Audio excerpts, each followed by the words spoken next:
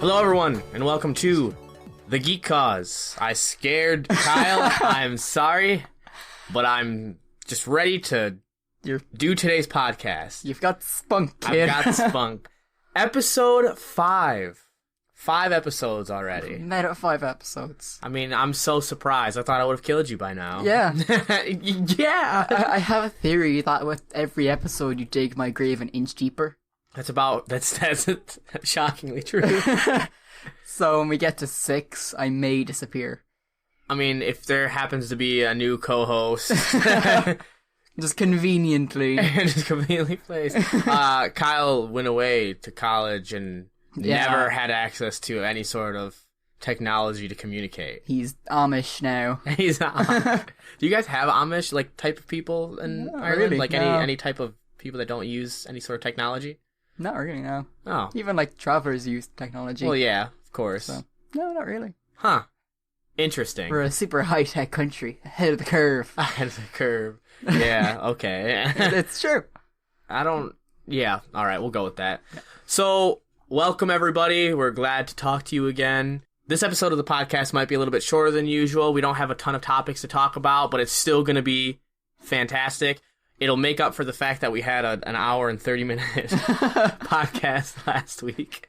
It'll be a bit of balance. Yeah, we need a little bit of balance. A little bit of balance. A little bit of balance in our life. Kyle, how are you doing? How are things going on your end, your neck of the woods? I myself doing pretty well. Might find out what college I'm going to tomorrow, actually. Oh, Thursday. Wow. There you go. So yesterday when you're listening to this. Yeah. So that was pretty good. This morning I got the shit scared out of me by a bird. What do you mean? So I was in bed, napping away. Great nap. And heard this ruckus downstairs. Thought it was the mother pulling stuff about. Stopped for a while. Kept happening. Continued to happen. So I was like, oh god, someone's in the bloody house. Robbing me. So it's I went down the stairs. Cautiously. I went through the hall and I was coming up to the kitchen door where the noise was coming from. And I was ready for it. Yeah, ready for that combat. I was ready for as I said to dearest mother afterwards, it was even if I got just one swing in with the ironing board that was beside the door, that would be good enough. But no, there was no one there. Just a bird flew directly across in front of me then. Oh, it was in the house. And scared the shit out of me. Yeah, I came down the chimney and was just wrecking the house. Destroyed things trying to get out. It was just flying back and forth, just smacking against the walls. What'd you do? I just had to open all the doors and windows and wait for him to fly out. Did he get out? Thankfully, yes. Oh, cool. Well, that's good. That's a great ending to that story. Not before knocking into a lot of things, though. That's fine. You didn't need those. Yeah, not needed stuff. Just a lot of glassware. What kind of bird was it? It was a crow. No, you did not. You had a crow in your house? Crow. It was a big black crow. That's hilarious. And a little terrifying. I don't even know how he got down the chimney, if I'm honest. Probably. He was a big bird. Could he have come in through the window? No, the windows were closed. It had to be the chimney. That's terrifying. It is. He probably went for a rest and fell down. Probably, but that's probably why there wasn't much of a struggle coming down. Because it was a bit of a shock to him. Yeah, he's oh shit. So yeah, that was my great event of the week. What about you, Mr. Fi? I not too much. I went to emo court yesterday with my wife. I hear it's very edgy there. Yeah, it was super edgy. No, it was did a nice little tour and just checked stuff out. Had a nice noon tea. Ooh. And then I guess not much else after that happened. Did our shopping yesterday. Did a bunch of random stuff. Last week, after the podcast, I actually was invited to alpha testing for Torchlight Frontiers. I don't know if you heard about it. Heard the name, but Torchlight. No details. Yeah, Torchlight's kind of like a dungeon crawler, like a Diablo-esque sort of thing. Ah. And I had put in for the alpha a while ago, and I finally got accepted into one of the alpha testing. So I play a little bit of that. It's funny, one of the the classes are super non-conventional. One's it's called a dusk mage, and you're a mage that switches between using dark magic and light magic, and you switch between it interchangeably, with your skills. Oh. And then the other one is, it's more cartoony and I don't know the words to say, kind of lighthearted, everything. So the other class, the one that I made, you're called a rail master, and you lay down tracks, and the train just comes through and just has guns and stuff on it, and just like kills goblins and just like smacks into people, and you're just like running around laying tracks and just like watching. It's actually really interesting. It's fantastic. It's really interesting. I might have to show you. I think every game has to have that class now. Rail master. Yeah, it's super interesting. You got a big old hammer, and you're just laying down track as you're walking, and it just got like turrets, and you can add upgrades to your train. So like the next cart would have a mortar bomb, and then the next one has like a shield thing that gives you like you and your allies shields, and your next one has like missiles and stuff like that. That is fantastic. Yeah, it's pretty interesting. So they got some interesting stuff there, but so far there's only 3 classes. Other ones, it's called a Forge Master, and you're like a goofy robot that has like a sword and a shield, and you're like a metal robot walking around and just. This game seems super charming. He's like a ranged warrior, so he has like ranged skills, but he's a warrior and he's a robot. It's interesting. It's very, the aesthetic's charming. It's got some bugs to it still. Obviously, it's an alpha. It's an alpha, yeah. But it's free to play, and it's supposed to be. I think it's supposed to be free to play when it comes out. So it's gonna be something that everyone can play, and the leveling system is interesting. Like you get bonuses for doing more quests and leveling up more. I can't remember what it's called, prestige or something in certain areas. So certain maps, as you play it more, you'll get stronger in those maps. But then when you go to the new map, you're like a little bit weaker. So you just get better like in each individual map. Yeah, exactly. That's kind of cool. As well as leveling up and stuff as normal. So it's interesting. And it seems like everyone can use kind of any type of equipment for the most part as well. So you're not like limited. Like I saw some guy that was a rail master walking around with a staff. And just slapping the shit with the staff. With the quarter staff, just slapping the shit out of stuff. And I'm like, okay, I mean, if that's what you're into. Yeah, that's fine. But other than that, not much. Just getting ready to play some games later with a buddy. It's his birthday, so he's going to be doing some streaming. Might be a special guest on the podcast here next week. But we'll talk about that more as the time comes. So, getting into it, Kyle, what do you think about Fortnite? I could say a lot of things about Fortnite. Okay, what do you think about the esports related to Fortnite? I think it's actually pretty cool. And kind of like, even though I'm not a huge fan of Fortnite, and I kind of wish there'd be another game other than Fortnite getting all this spotlight. Right. But it is bringing esports to a spotlight.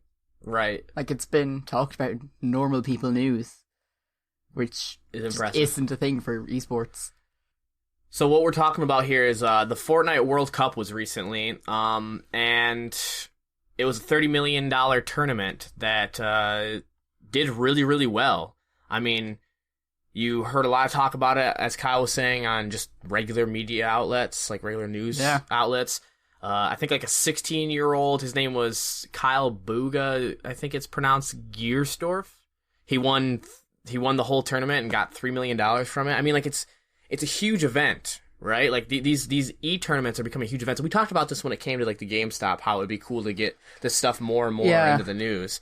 And it's actually really, really interesting because we have the potential to see this surge even more into popularity and get to the level of like regular sports, the more and more events like this happen. That catch like the attention of people who maybe not know what esports even is. Or might know what it is, but think you can't really do anything with it.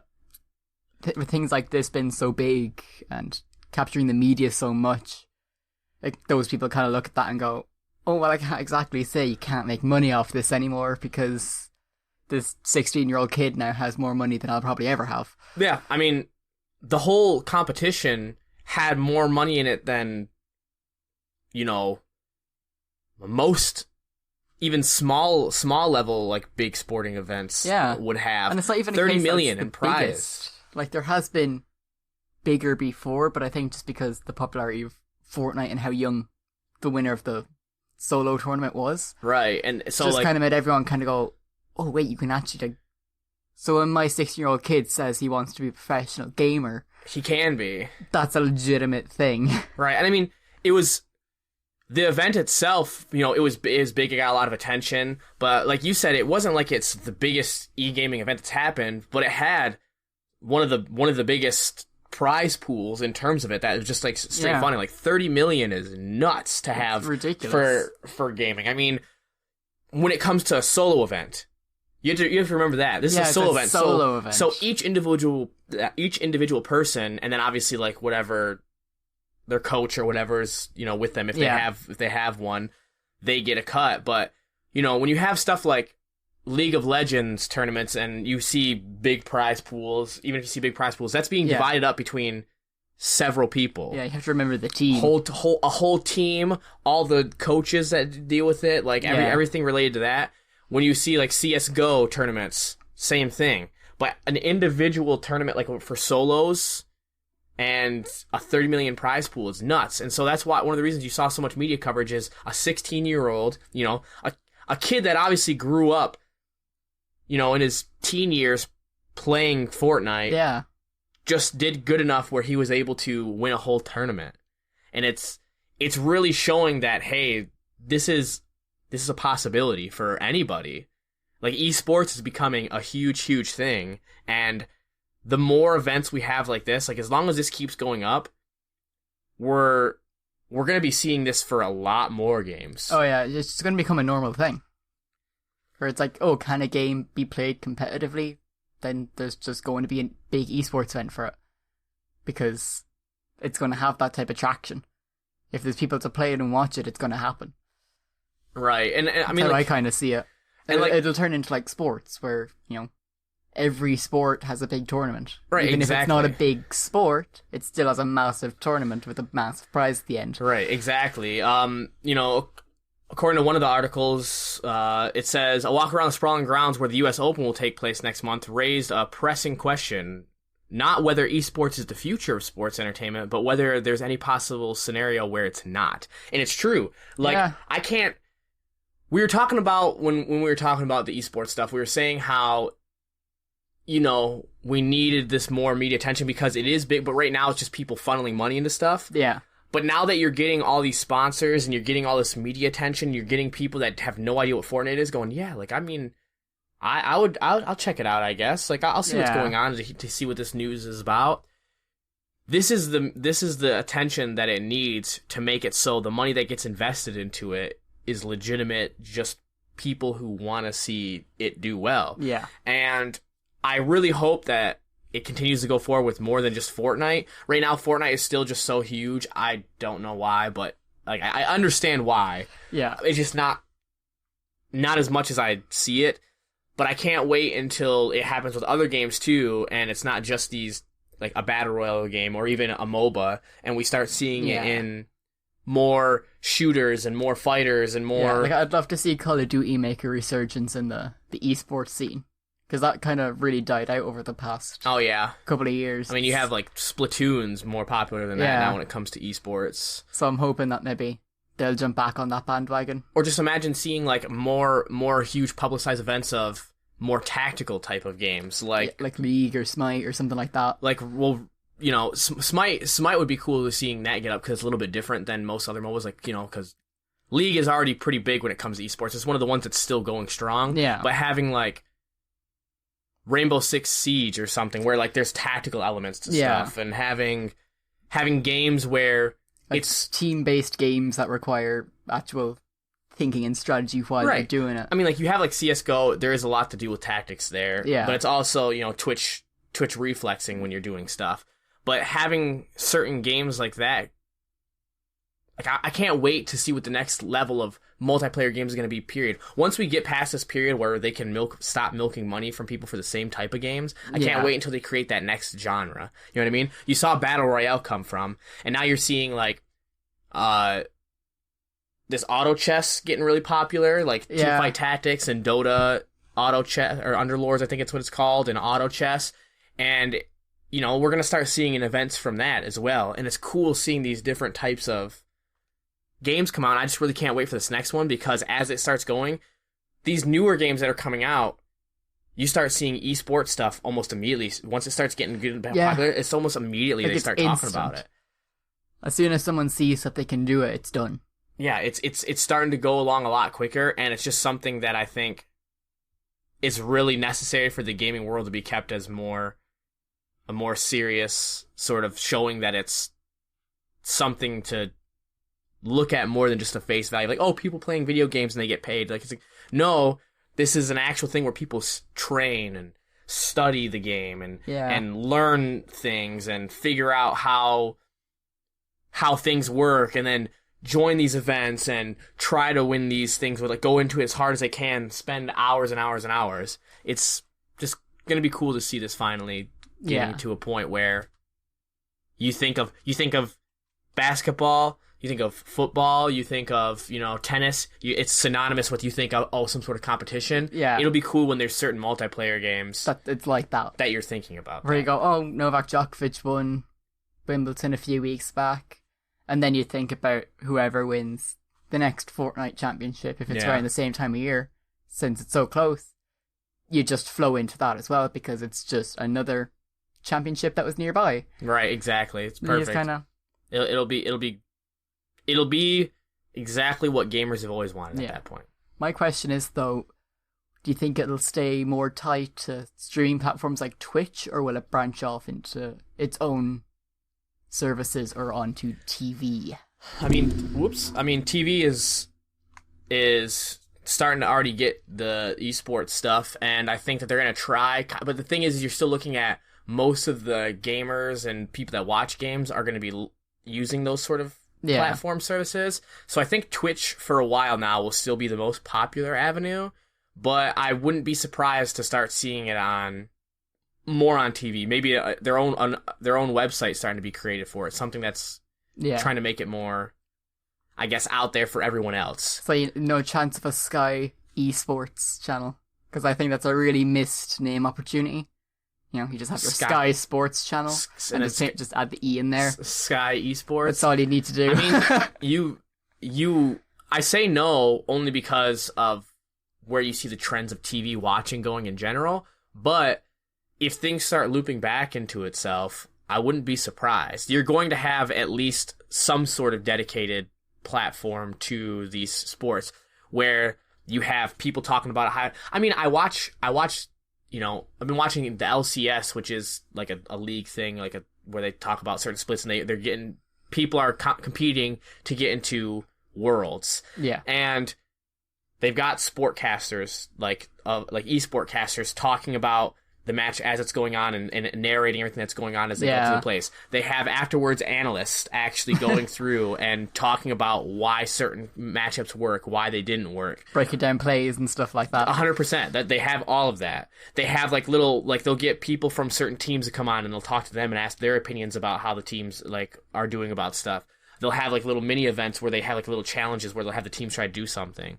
And you could watch that right now on, Twitch, YouTube, or whatever when it's streaming, and you would say, this is perfect for, an esports channel. This is exactly what you would want to see on there. You don't even need a quality bump up. It's just... No, have the matches... As is exactly. Fine. And have the matches do the same as they're doing now, every week, a certain day or a certain couple days. It's been every Saturday and Sunday, and they'll have the several matches play for each one.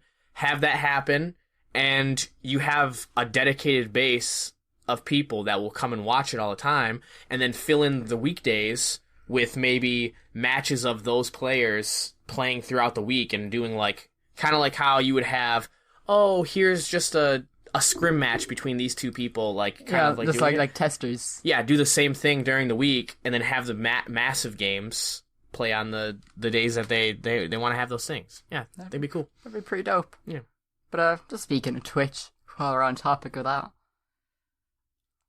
what are your thoughts on Hitler skins? I mean, what a segue. Are you pro or anti-Hitler skin? I mean, all right, let's clarify here. So a popular or semi-popular, I don't know if I've ever heard of him, but he's got to be semi-popular. Twitch streamer Anomaly got a Twitch ban, or suspension really, for 30 days recently because he was playing Minecraft and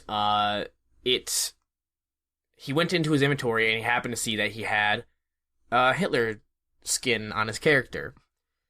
He didn't get banned, for very long. I mean, it's 30 days. It's long enough for someone that's like, their whole focus is on streaming. Yeah, when it's like been suspended for your job for a month. Right, and he didn't get it immediately. It took a few days for them to, finally like say like, yeah, you're banned for it. And he's obviously he's pretty okay with it. He's like, okay, I understand why it happened. It's kind of dumb because it was just like an accidental thing. Yeah. And it's a long time, so I'm going to appeal to get it like maybe shorter, maybe 7 days. But if you're going to ask my opinion on it, I mean, fair enough, do it. I mean, it's only 30, it's only a suspension. I mean, Twitch has it fully in their rights. I mean, it's part of their agreements where, you don't have that sort of stuff. Say whatever you want. I don't know why you would have... I mean, his claim, the reason that he had the Hitler skin on was because he was going to do a video called Minecraft or some sort of video. And like, ooh, haha, funny. But also, aren't we all at that point in age where, like, Nazi jokes aren't funny anymore? Like, I feel like I've 10 years ago when I started to realize that... I would say somewhere between 8 and 10 years ago, I started to realize that maybe like those jokes were a little too much. I was an edgy teenager, I won't lie, and I thought like, certain things like that was funny, talk about dumb jokes. But I mean, as now being a grown ass 26-year-old, I really an old man. Yeah, I really don't think that. I don't know what type of comedy level you're bringing. Like, why have a Hitler skin? What does that do for anything? But when it comes to stuff like that, it kind of depends on the comedy of it. Like, if it's just like, ha ha ha, Nazis, it's like, not even that it's distasteful, it's just not funny. No, it's just not funny. But if there's a level of, like, satire to it, like Taika Waititi's newest movie, Jojo Rabbit, it's about a kid in, like, the Hitler Youth, and he's friends with Hitler. And the whole idea is that it's an anti-hate movie, and that he chose the Nazis to be the main focus of it just because he just wants to say F you to them. Okay, I mean... So he just wants to make them all out to be bumbling idiots and just promote this message of anti-hate, and he thought Nazis would be the most satirical way of doing that. I mean... That's, like, clever. That's yeah. Smartest way of doing it. I'm not against This is the thing. I'm not against, like, talking about or showing a depiction of a Nazi. I mean, I don't think that's what... I think most... You obviously have people that out there that just want that the whole thing's erased or whatever and they never talk about it again. And, like, I'm not saying that that's necessarily right. I just feel like having a Hitler Minecraft skin like that... You're not promoting any sort of, like... You're not promoting anything that's actually relatable to what you're doing. Hitler doesn't need to be in Minecraft. It provided no context for anything. And to me, it's just like, that's just edgy. You know what I mean? That's not like, oh, what you're talking about, where it's poking fun at something, or it's showing like, okay, we're showing these guys all as idiots and they're Nazis and they're pieces of shit. So we're showing them as dumb pieces of shit, right? Well, that's different than being like, ha, I'm Hitler, running around. Ooh, I'm gonna, and then exactly what happens is like, then people run around with like fire lighters and be like, aha, I'm burning all the stuff because I'm a Nazi, and it's like, ooh, ha, like, it's like, it's edgy stuff it's distasteful, it's shitty, like it's not even funny, even if you look at it from the base level of what it is, and it's just dumb. So, like, when it comes to this, him being banned for 30 days, okay, maybe that was pretty intense, but also, don't be a shitty person and have a Minecraft skin that's Hitler. Like, like, I mean, you wouldn't go with the Minecraft skin and, like, have, like, a skin that's, like, super racist or something like that, and have, like, like, depict a black person in a very stereotypical, like, racist sort of, like, setting. You wouldn't have, like... I mean, there are people that would do that, but I'm saying... Minecraft themselves did that. When Minecraft Xbox One Edition came out, you got multiple, like, default character skins. Because they're like, oh, we want this to be played in multiplayer, so we're going to create... Right. Like, 7 skins or whatever, just as a baseline. And the only black character one, he wore, like, a white wife beater and had a gold chain. So it comes down to, you know, whatever your beliefs when it comes to that. Twitch has a set of standards and guide rules, and showing Nazi anything. I mean, like, when you look at that, you could say, oh, you know, it's just a skin. In a sense, though, I mean, you're showing this to a bunch of probably 13-year-olds, a Hitler, and you're perpetuating this sort of, ha ha ha, saying stuff about Nazis and killing Jews is funny, ha ha ha, and it's like, it's not. It's just not. I mean, it is if you're 13 and you have people constantly making jokes about it. Yeah. But it's not in, like, and so, you know, he's gonna get it overturned. It's gonna be, you know, done and over with.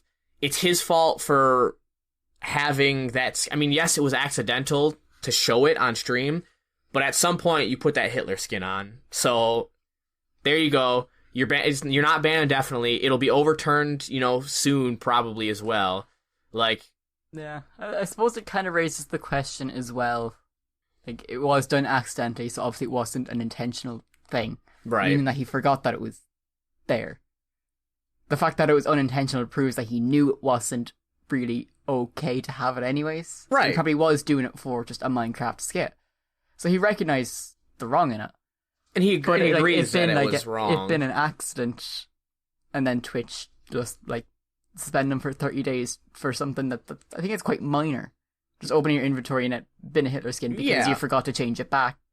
I mean, I get it, but 30 days is a long time for this. I kind of that's what I mean. Like, I kind of see it as it's just my opinion when it comes to stuff like that, but you're more so giving, you know, the image and depiction of that stuff strength by doing that. Yeah, but I mean, like, that's just my political view on things. When something is bad, just pollute it, use it yourself, turn it into your own thing, and it loses any strength or power that it has. I mean, I used to think that the same way when I was younger. I used to think the exact same way. But I mean, you know, what are we gonna do then? Have a bunch of 13-year-olds running around saying the N-word all the time because they're taking the power away from it? You know what I mean? Like, where do you draw the line? When you're like a kid, when you're that young, it's like, you know, you say shit like that, you should get a clip behind your ear by the parents, kind of thing. Well, and that's your kind parents of, but should regulate that kind of stuff. This is what it is, though. Twitch is the parent, and it's saying, I know it was an accident, but like, if you accidentally said, you know, fuck around your mom when you were 12 years old, you'd get a little slap in the head, wouldn't you? Well, this is like he got mad, he said fuck, except for he more said, like, Hail Hitler. And he's getting a slap for 30 days saying, like, you know that this is the thing, though. You stream consistently. You know the rules for it. You're a partner with Twitch. Yeah. You understand the rules for it. You know what you need to have. Before you start streaming, you check all that stuff. Like, I wouldn't start up, when I was streaming, I wasn't even partnered with Twitch or affiliated or anything. I wouldn't have started the stream with my shirt off and my girlfriend half naked, or, like, you know what I mean? Like, my wife half naked in the background. Yeah. Because I know that's against the rules. Yeah, so you can say, it's accidental, but, like, that's your job. You know, if you're a Twitch streamer, that's your job. It's your job to make sure things are done correctly. If you go to work and you know, like, when I was working as a manager in a hardware store, there were people that would drive around high-lows, right? And if they accidentally ran a high-low into, like, a guest vehicle or something like that, like, yeah, it was completely accidental, but they had to get in trouble for it. Because if you don't say, like, well, I mean, you weren't paying attention, you didn't do your due diligence, and yes, it was accidental, but it's accidental on your fault because you're the one inside of the dangerous machinery, and you could have got hurt, they could have got hurt, you did damage to some sort of property. So, like, they would get in trouble for it. Yeah. They would lose their ability to drive their high-low for 2 weeks, and if they did it again, then they could never drive the high-low again, and they would lose that pay for being able to drive a high-low. Yeah. Like, you have consequences based on what you have. You know what I mean? It's their job. They have to pay attention to that stuff. I suppose my thing is more so just the amount of time that it is. Yeah. For something that, now I haven't seen how quick it was or how we reacted to it, but I'm assuming it was a quick, like, and try to get rid of it. I mean, but then getting banned for a month, it's like saying you you crash the high-low into something, that would be like your boss then going, fine, you don't get paid this month. Yeah, I mean, I think that's a bit too severe. Just for what it was. If it was there and he like laughed about it and started making jokes about it, then yeah. But if it was there and then he was like, oh, and tried to get rid of it.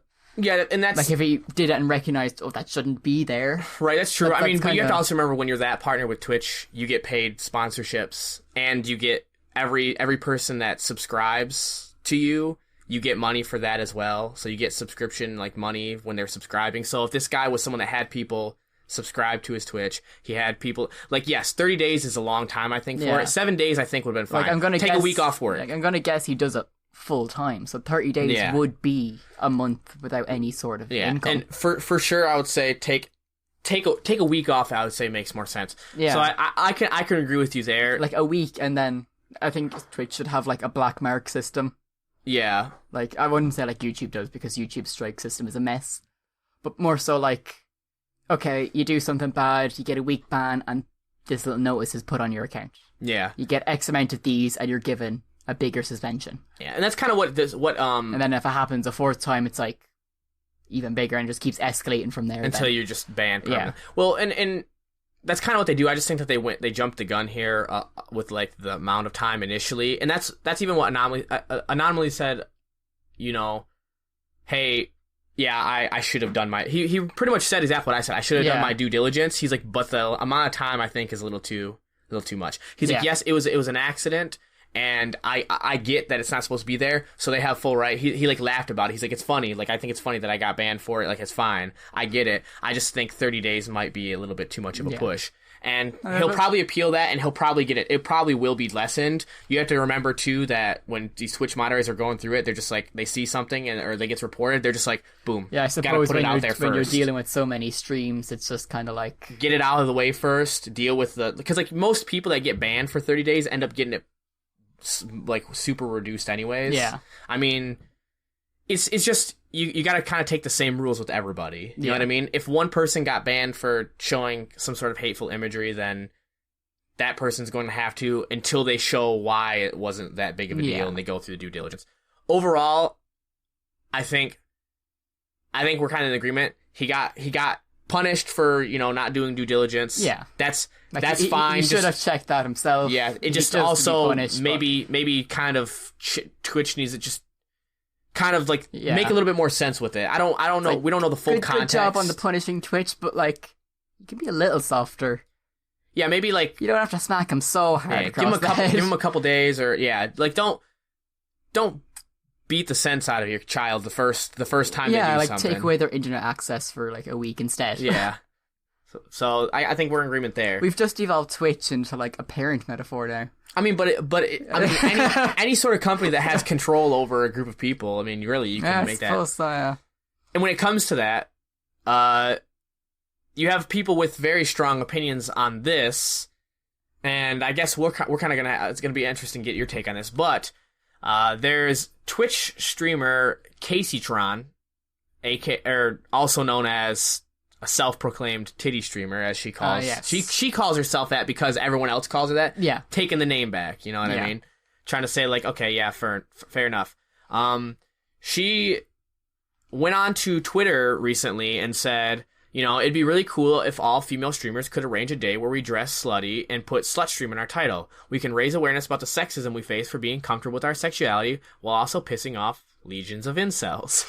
Now, whatever your take on this is, fair enough. You know, I get there are a lot of people that hate that there's streamers that don't really play games or don't play them at all, or maybe they do, but it's they're females and they think that, oh, they're getting so much money because they're just showing their tits. They might as well be like, I guess strippers or something. Like they're not, and Twitch doesn't seem to do anything about them dressing provocatively or anything like that.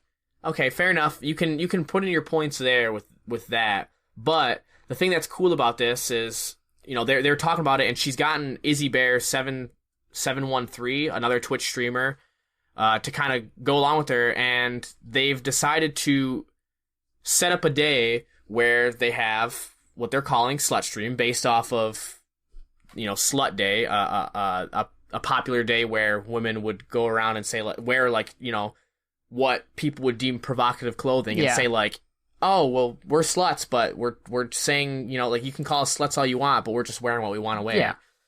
And they're going to do that on Twitch, which is probably going to end up potentially getting them in trouble from Twitch based on the guideline rules. Yeah.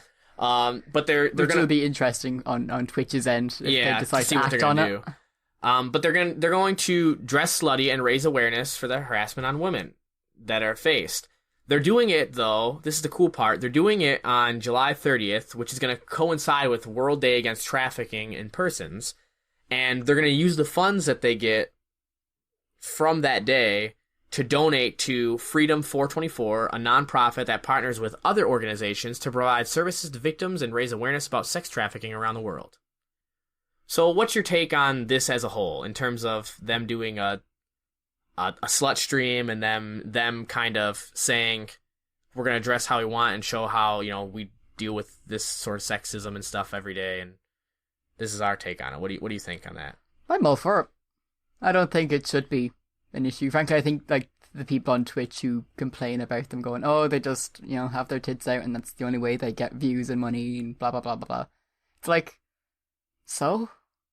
If they do, if one's like Casey Tron who blatantly admit that's why she does it, it's like, she's not hurting anyone. If you don't like it, you don't have to watch her. I mean, like, this is the thing, is they wouldn't be popular if people didn't watch, right? Yeah, it's kind of like, you don't complain about strippers because you just don't go to a strip club. Right. So why would you complain about streamers like them if you don't even watch them? I think what it is it comes down to this thing that we've talked about before, is that gamers feel entitled that everything that they say is right, and that if you're not doing things the way that they want it to be done, so they think that if someone's streaming and it's related and it ends up like being related to a game, that they're just abusing their gaming somehow. But I mean, to me, this is how it is. Out of all the things, you have these people that are probably defending the hell out of Anomaly, or other people that get banned for saying, racist or like super discriminatory things towards a group of people. But then you have it's fine, it's fine with you people do that and you want to defend them, or when PewDiePie goes on stream and then ends up saying the N-word because he gets so mad at somebody. Yeah. You'll defend those people all day and say that they're not racist and there's nothing wrong. That's fine to do, but then people in Twitch chats can blatantly abuse like female streamers. And they can have, and it's all because they have like some skin showing. Like, to me, sex is the one thing in our society that we need to stop being so shy about, because it happens all the time. Yeah. Why does it matter? Like, you're gonna at some point see the female form or the male form. You can't just naked. Like close your eyes and pretend it's not there forever. Like, it's something that's there, and to me, we can slut shame females all day, saying, oh, they're slutty, they just like having sex, they just like showing their body, and it's like, so? What's the issue with that? They're not being hurtful towards anybody else, they're not saying anything to hurt other people's feelings, they're not doing anything that makes anybody like hurt in any way. The only thing that you are is you're offended because you're seeing nudity or lack of clothing, not even nudity, because you can't have nudity on Twitch. Yeah. So the furthest you can get is like provocative clothing. Yeah. And even sometimes that is a case where people have been gotten in trouble for. Yeah, I kind of see it as like what is I used to say it all the time. Oh, like if you want to like show off your body and have sex with everyone, go ahead, as long as the sex is conventional and you're not flashing people. Consensual, not conventional. Yeah. Yeah. The sex doesn't have to be conventional. It can be as unconventional as you want. Yeah. It just has to be consensual. That's the word I wanted. I said it in my head, but it didn't come out of my mouth. But yeah, if the sex is consensual and it's with somebody that is in the proper mindset to give consent, and then go for it all you want. I don't give a crap. It's that's something that's like so minor in the world, and it's literally, this is how you avoid it. You ready? You turn it off. But the thing is you'll have people that will watch it for like 4 hours, and the whole time they'll be complaining about them showing their tits or them doing something sexual and then getting money for it. It's like, but you're there watching them. Yeah. to say that stuff. It's like I used to watch a CSGO streamer called Miss Rage. Now, she wasn't, as you would say, titty streamer. But she was just, a good-looking lass, and she lived in, like, Spain or something like that, so she'd just wear low-cut tank tops all the time because it was hot as hell. Right. And, she'd stream for, say, 6-7 hours because, she has to practice. Yeah. For those 6-7 hours straight, there would be people in her chat just berating her with shit. Just constantly and consistently. And it'd be the same people for 6, 7, 8 hours. Yeah. And it's like, if you hate it so much, why are you Just spending, like, literally nearly your entire day?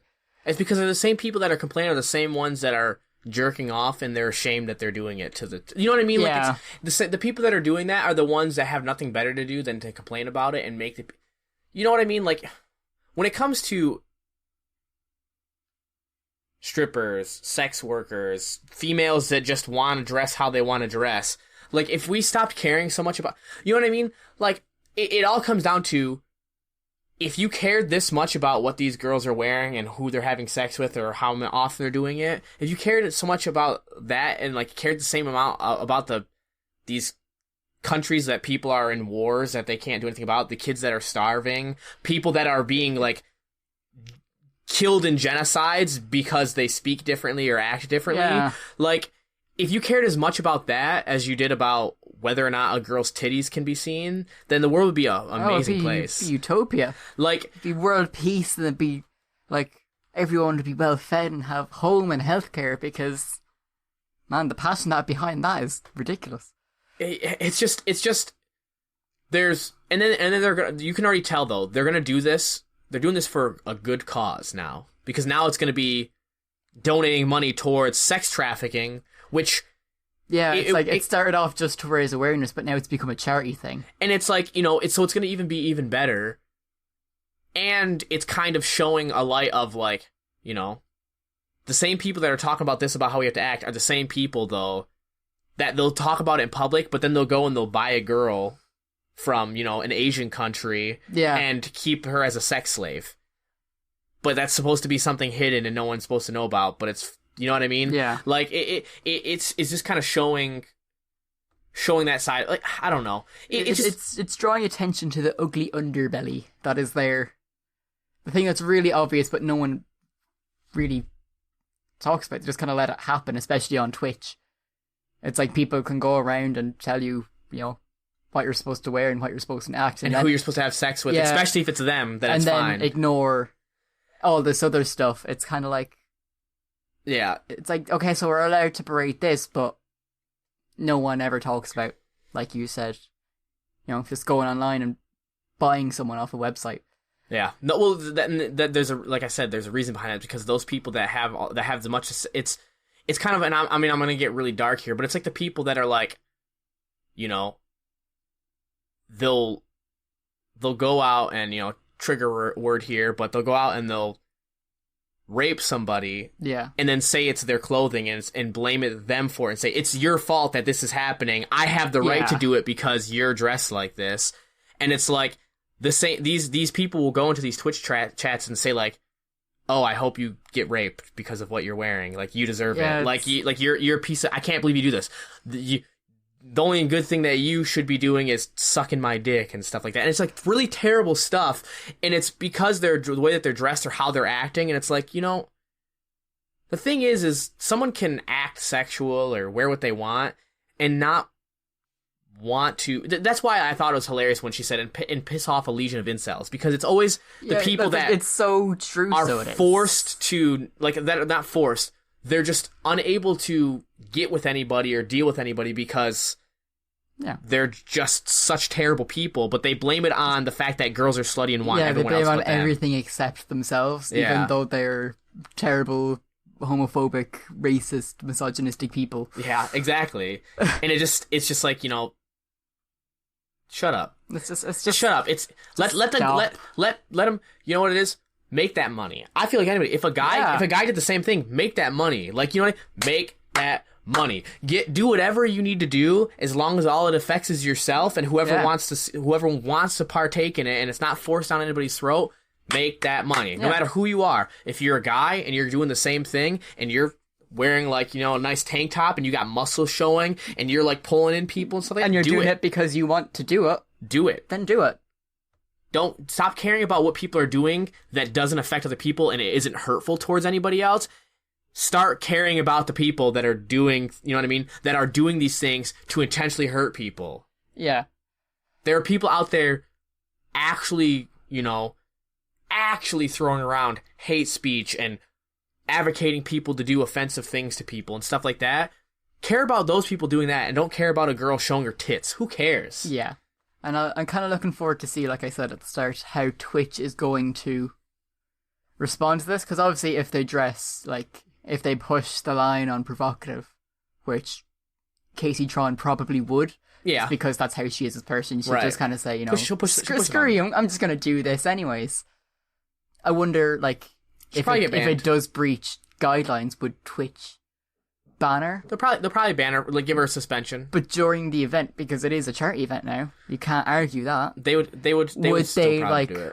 Would they have someone? I think what Twitch should do is that during her event, they should just let her go on, let her do what she usually does, but have a Twitch moderator in chat and have it just be shutting down people who are saying shit like that. I think that's the best way to do it. It's not going to happen though, because you're going to have people to shut down the stream before they would. Because this is how it comes down to. I get that there's rules, just like how we said for Anomaly. There's rules, and they're going to want those rules followed. Yeah. And the minute that she doesn't, they're either going to look weak if she does something too provocative. They're going to look weak, and they're going to look like hypocrites if they ban Anomaly for showing accidentally a Hitler skin, but she's intentionally kind of showing more cleavage or something like that. Yeah, see, it's a really great area. But this is why in real life, when you have things like, say, slut walks or ride the subway in your underwear day, you have things like that. Law enforcement kind of go, right, if you're pretty much walking around in your underwear, that does count as public nudity. But because of what you're doing, we're allowing it for the day. But see, that also depends on where you are, or who's seeing it and dealing with it. Because there's some people that shut that down immediately. You take your shirt off and you're immediately arrested. But then there's other places you go, you take your shirt off and they're watching and saying, okay, it's a demonstration. Yeah, see, so it depends on who's going to be moderating that day at Twitch. Really, is what you're. I don't really think it comes down to just Twitch's rules. I think it comes down to how they decide how they're going to enforce those rules. Yeah. It's well and good to have them and enforce them harshly and be fair and equal across the board. But in situations like this, I think it's a little bit more finicky than that. Well, I think that if they do take her stream down, I think it's going to paint Twitch in quite a bad light. And it will. And the reason why it sucks is because, and I am in no way in agreement with this, right? But you're gonna have people that draw these comparisons, and they're gonna say, oh, you're not banning her, and they're like, okay, well then we should be able to have a day where we talk about hating Jews on stream all day.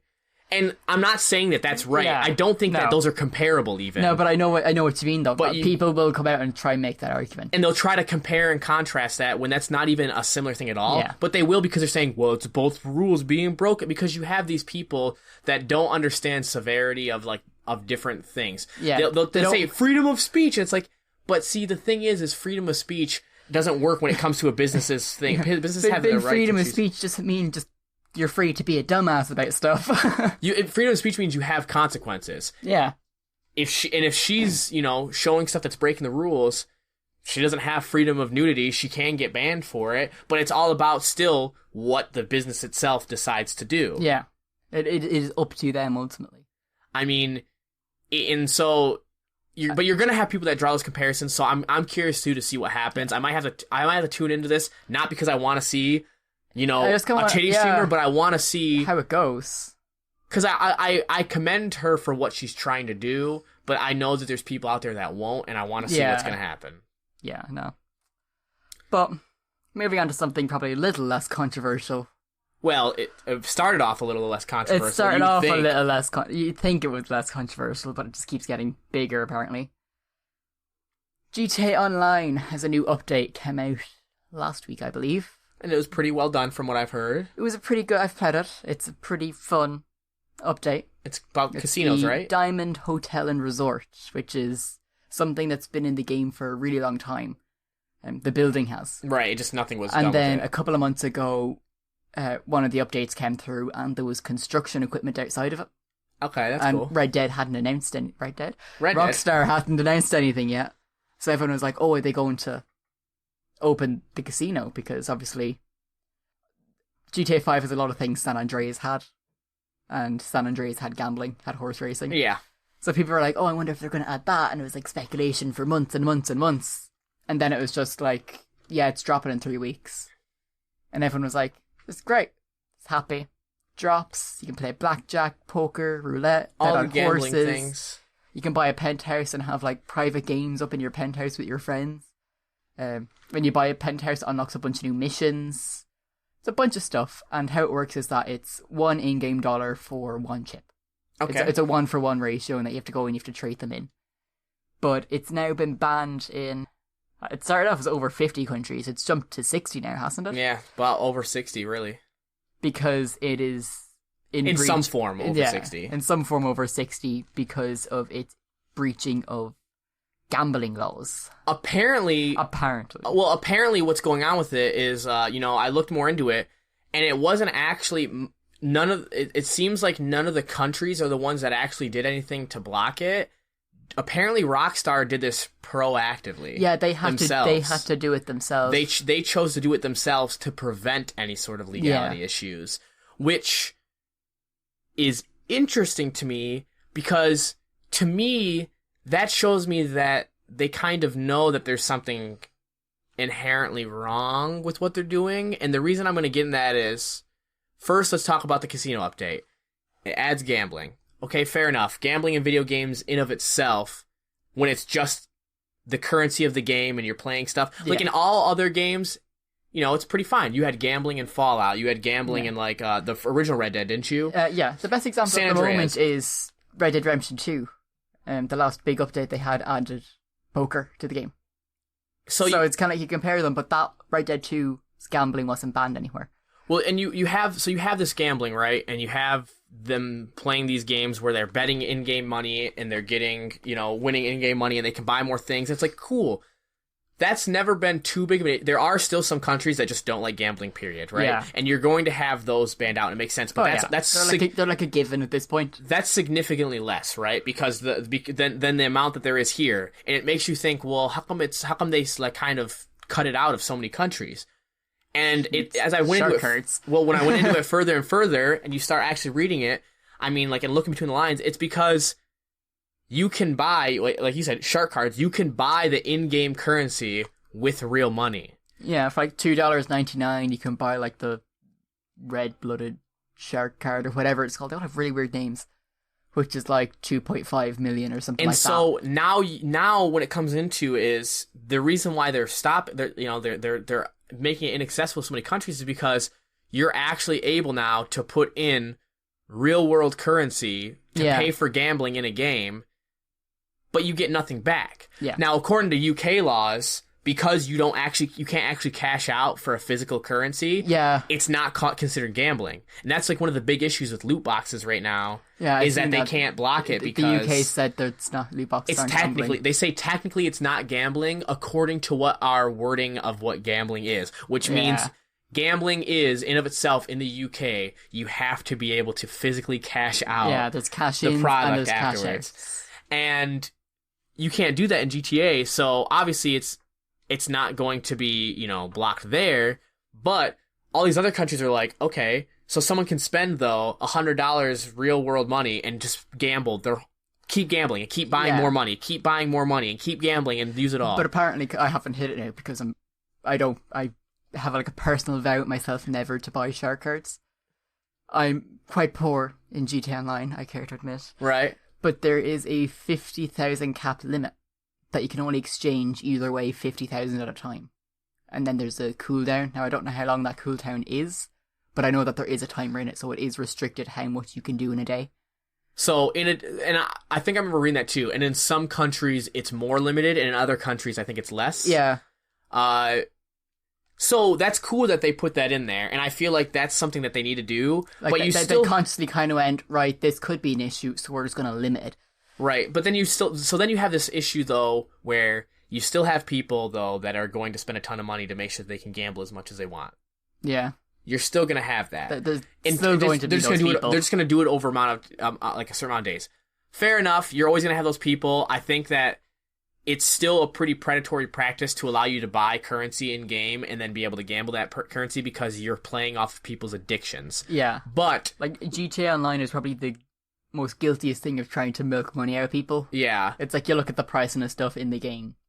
Like, they're always going on about Red Dead 2's economy and making the in-game economy, like, perfect for everyone. Right. GTA Online is atrocious. No, it's like, the worst. I remember, it's nuts. In the casino update, they added new tattoos. Just tattoos, purely cosmetic, have no impact, and one of them is 60 grand. It's just they're notorious for milking money when it comes to GTA. Like, to buy everything in the DL in this new update, you would have to spend $800 in the real world on shark cards, and it's like. You can see where these so yes, they're not loot boxes and it's not boxes and it's not random, but you still have like kind of an issue there. But let's just say, okay, fair enough, you're always going to have that issue. And let's just say you gloss over it and say, all right, there's going to be those people. My issue with this is now you have people who have paid for this game and have been constantly getting updates. Now there are a lot of people, like countries, that are just locked out of getting this additional content, and there's nothing that you're going to do for them. Well, from what I've heard, they're not completely locked out. Players have just reported that they can't go to the exchange desk. So what it is, they can still go into casino and buy the penthouse to unlock the missions, but they can't play anything. They can't actually access the content that was there for gameplay wise. Add the gambling stuff, and it's like I don't even think they can access, because in it there's like a big Wheel of Fortune wheel. No, they can't access anything. You can spin once a day to just get a random free item without any charge. Some apparently have the casino completely, it depends on the country. Some of them have it completely blacked out to prevent the legality. This is all GTA who decided on this too. Some of them have it completely blacked out. Others, you can go in there, but you can't go to the exchange desk, but you can access the penthouse and buy all that stuff. Yeah. Others have even more weirder, like, different things that are blocked out. Some will have certain tables blocked out and not others, and stuff like that. Yeah. And like, I think I remember reading somewhere that they couldn't play blackjack or poker, but they could play roulette. Yeah. Yep, and they could bet on horses. Because roulette is supposed to be, like, completely random based, but if you do, like, poker, it's because of the way that it's not, and it whatever the reason, and what it comes down to is you have people that are locked out of certain content that's supposed to be added to the game, so now you have, some people can do that, some people can't. Some people are going to spend too much money on the game and they shouldn't be, and then others don't even have that option to even play it with their normal currency that they've earned themselves that maybe have never spent anything. Yeah. And now you're coming to this weird thing where the reason I wanted to talk about this more is the sense of, like, I love how you can add in straight gambling or whatever, and GTA is even saying, all right, we need to block this out in certain countries because we know what it is, right? But then you have something that's functionally the same, if not more random, which is loot boxes, and which is, perfectly okay all around. But in everywhere, like almost everywhere, it's fine to have that, and we're not drawing the comparisons to that and the similarities. Even though it's the exact same thing, where you're exchanging money, real life money, for a digital thing, which you'll get a random chance to get another thing, with no real world return. And it's also not even, like, at least these other things are kind of mini games for some of them. Like blackjack and poker, it's like, it is a mini game. It's a game that you play in itself. Yeah, maybe the roulette tables, you're kind of pushing it, you know what I mean? At least in, like, because I've been playing it quite a bit, just because I've been getting back into GTA and stuff like that. Because it's like, I want to wait for Red Dead's next update, but I kind of want to stay with Rockstar for the time being. So I've been playing a bit more GTA, and I've been obviously trying to see as much of the new content as I can. So I've been trying to make money, organically in-game. Yeah. Without spending money just to get money. And you can make a profit fairly easily off it.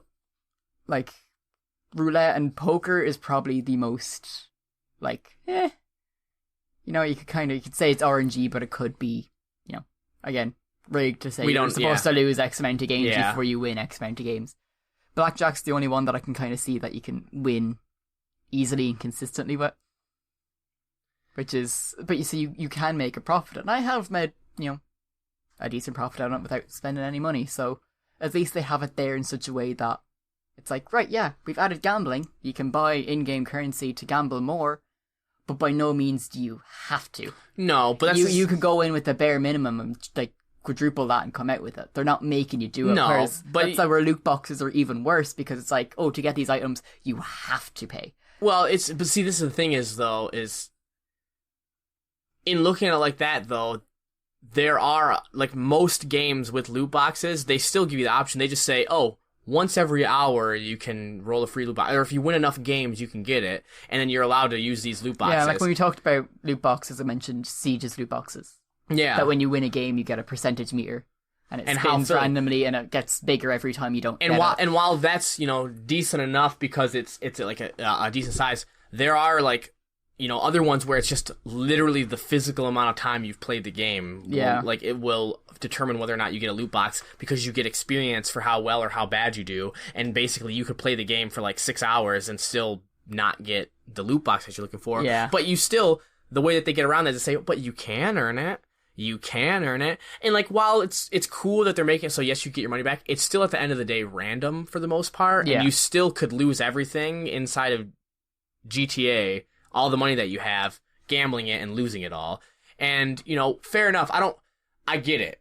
You're going to have that in. At least they have the balls to straight up say this is gambling, though, and we're going to do this. Yeah. You have loot boxes, which are the exact same thing, and they're in almost every single multiplayer game, and yet it's been openly denied as been gambling. But then GTA was blocked it, without anybody even like saying anything to them because they were like, yeah, this is bad. Like they didn't even try to test the waters in certain countries. They just went, right, no, it's not allowed. We're looking at the laws of the country, you're looking at how they've treated stuff in the past. They probably won't allow it, let's ban it. Okay, these guys are kind of iffy on it, let's tweak it so it's more restricted. Okay, these people are very against it, so let's just outright not give them access. Yeah. They've kind of looked at the world and went, so this is how it is, this is gambling, we have to recognise the fact it's gambling and treat the laws as the laws. Whereas loot boxes are like, we're not gambling. We've never, what, you don't gamble, It's like, it's a surprise mechanic. Yeah. It's whatever. I'm fine with the GTA update, and I'm fine with having the casinos in there. I do think it can be predatory with how you can buy money, but at the same time, fair enough. My biggest issue is the fact that certain people now have no content, whereas others have a whole additional content. Yeah. And also... And for a game that's, 5 years old now? Yeah. This was a pretty big update. You need content to make the game worthwhile. And also, the last bit on that is just the loot box and that comparison. You can see that they're pretty much the same, but one's banned and blocked and regulated just because it actually looks like gambling, where the other one is the same exact thing, but it just doesn't have the name of casino. Yeah. So it doesn't doesn't bad. count. It's just loopholes that are bullshit, and I just don't agree with. It's so dumb. Let's get to something happier. Something way more exciting. Doom 1, 2, and 3 are now all out on Nintendo Switch, PS4, Xbox One, and smartphones.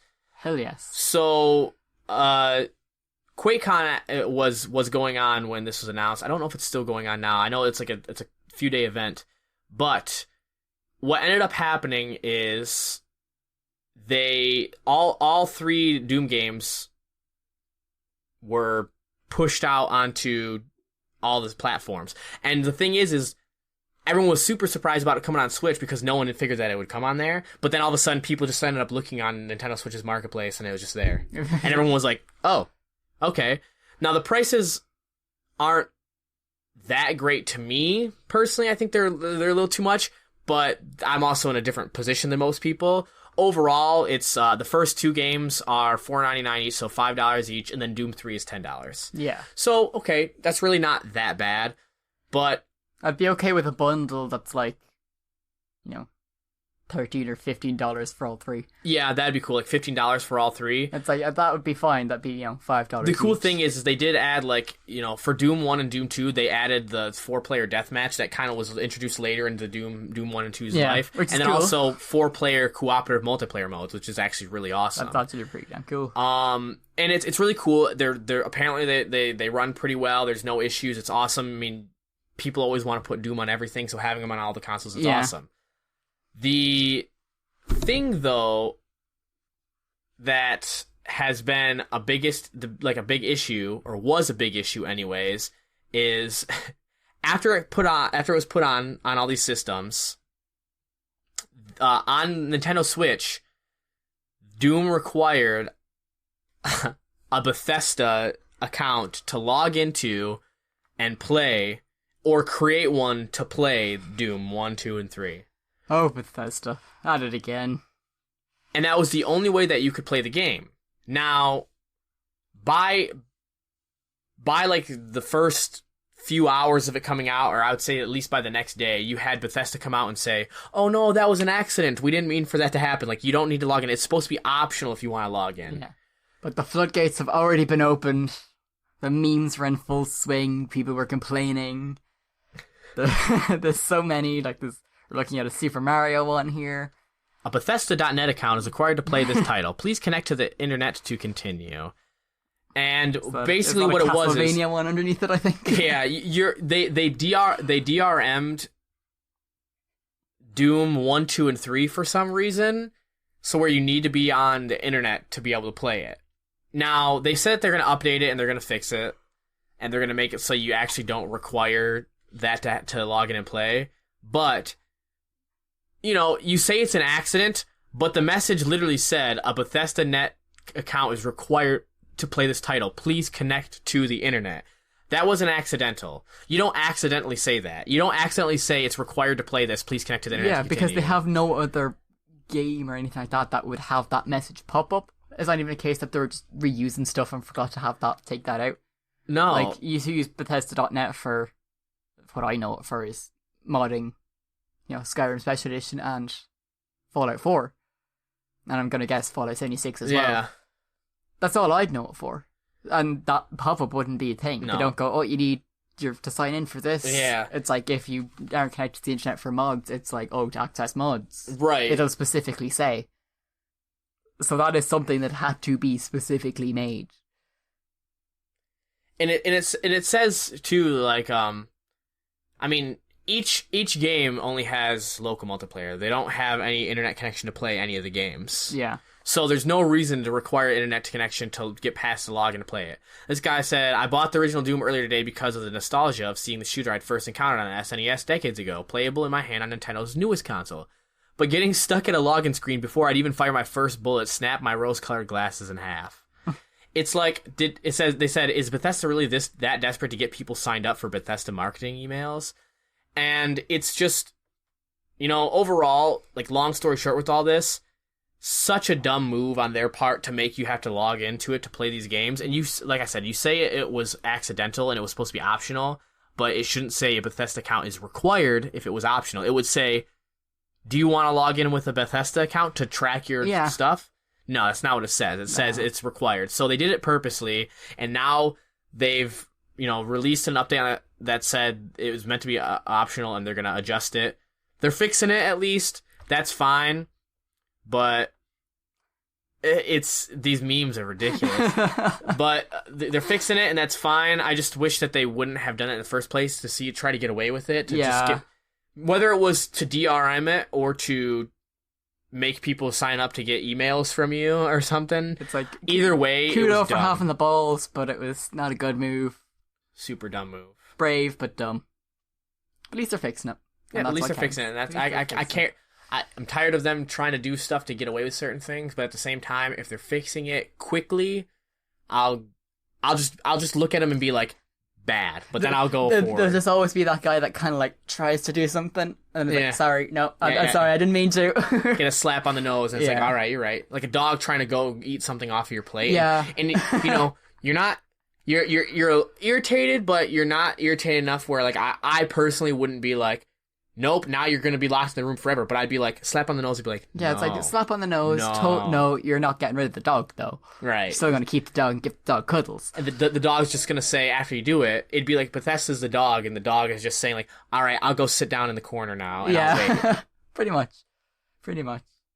But to tie things up, keeping with our trend of leaving movie stuff to last, we got the Zombieland 2 trailer, or Zombieland 2 Double Tap, which I feel like deserves a topic category of its own, because it's been 10 years since Zombieland 1, which is universally agreed to be an amazing movie. It was really good. It was a perfect blend. It was probably the only movie that's done, like, a perfect blend of comedy and zombie tropes, like, good. Yeah. I mean, you have, like, Shaun of the Dead, but it's a different kind. it's a different kind. It was, like, less, like, action-y and stuff like that. It was more just the comedy aspect of it. And this was, like, a perfect, kind of had some action, kind of had some, comedy. Well, had a lot of comedy. Had zombies. It's just good. Drama. Really, kind of realistic, sort of, like take on it in a way. It's like people are still people, so people will still be dumbasses. Yeah.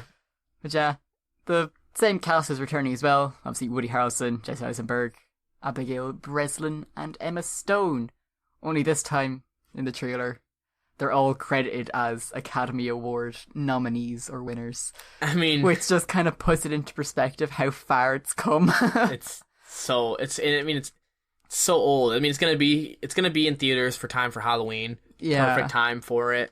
I mean, they're all amazing actors. They all are gonna do good work again. I mean, if you watch the trailer, it's hilarious and it looks good. They still all have that same chemistry as they used to have in the first one.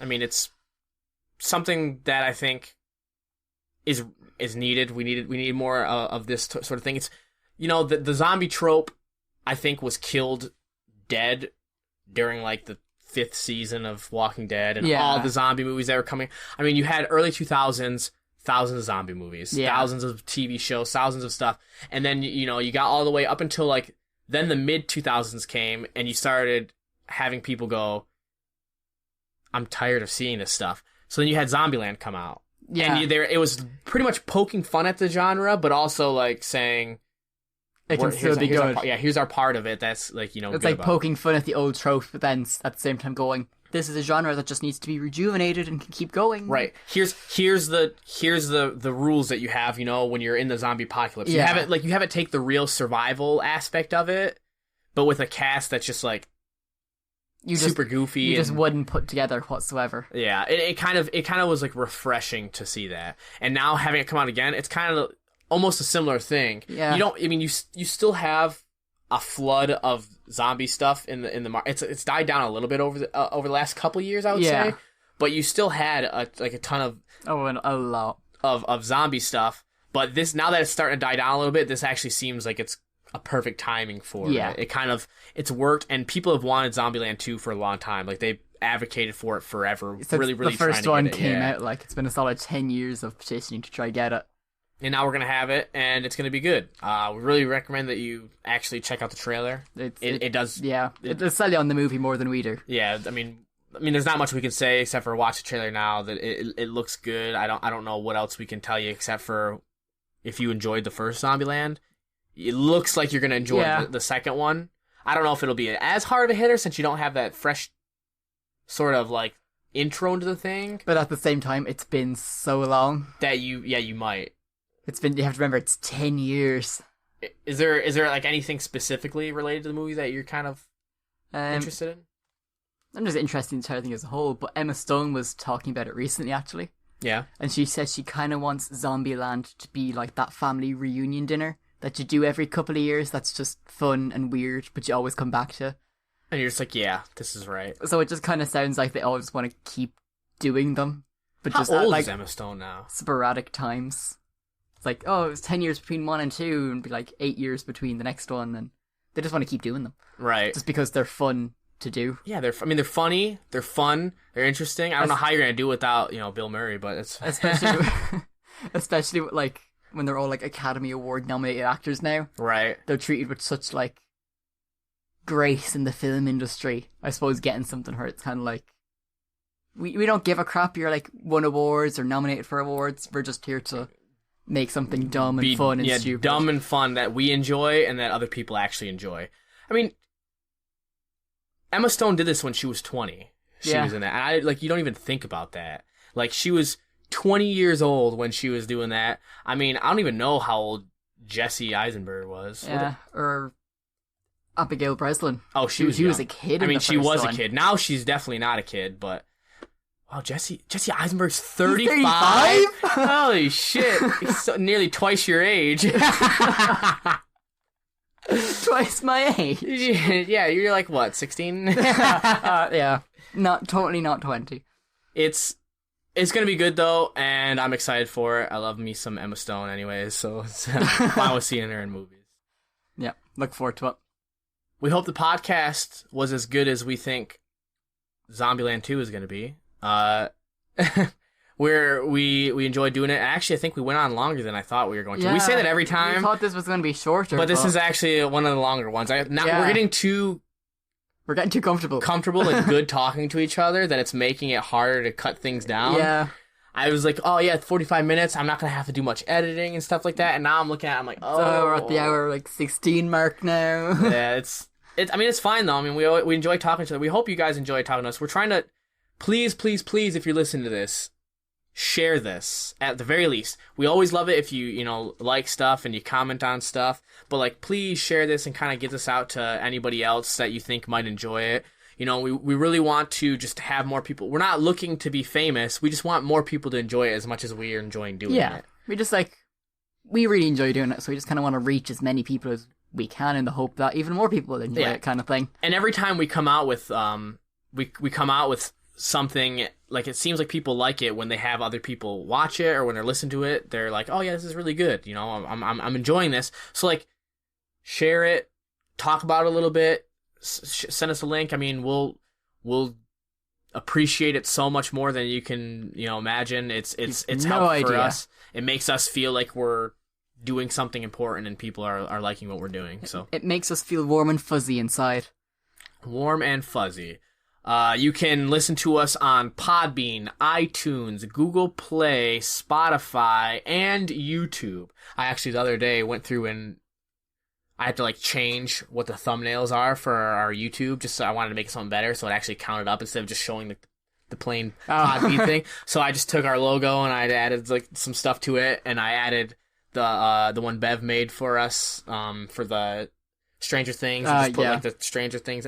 So it actually looks cool, and we're putting work into this. So we'd love it if you guys could put some work in for us too, and just kind of give it a share and just kind of like it, and it makes it show up a little bit more, and we really appreciate it. But yeah, we're on all those platforms, all of them.